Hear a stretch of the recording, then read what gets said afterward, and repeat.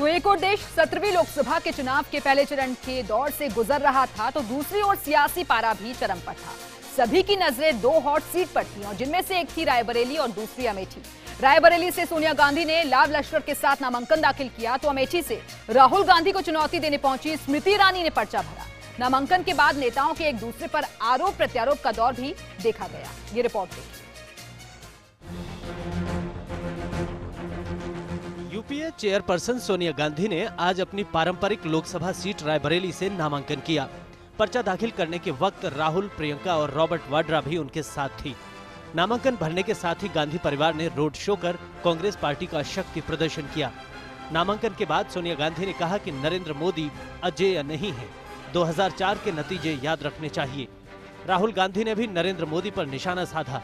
उन्होंने कहा कि नरेंद्र मोदी ने 5 साल में कुछ नहीं किया। Don't forget 2004. IG was but we won.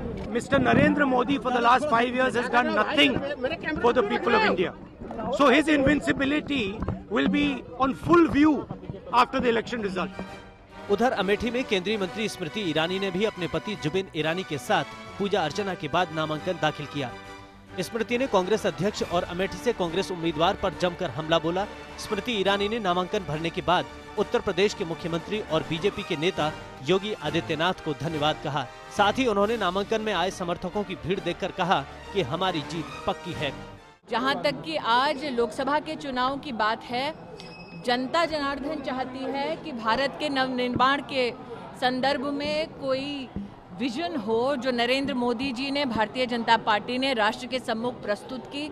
उस विजन को प्रस्तुत करने के साथ साथ 5 साल के काम का ब्यौरा भी हमने दिया। ये हमारा प्रयास रहा इन 5 सालों में कि प्रत्येक वर्ष में, प्रत्येक माह में, प्रत्येक दिन हम अपनी जनता से जुड़कर जो काम कर रहे हैं उनको जनता के सम्मुख हम प्रस्तुत करें। स्मृति ईरानी पिछले लोकसभा चुनाव में यहां से राहुल गांधी के खिलाफ चुनाव मैदान में उतरी थीं, लेकिन उन्हें हार का सामना करना पड़ा था। 5 साल बाद एक बार फिर वो यूपी के इस क्षेत्र से राहुल गांधी को चुनौती देने पहुंच गई हैं। Bureau report, first India news.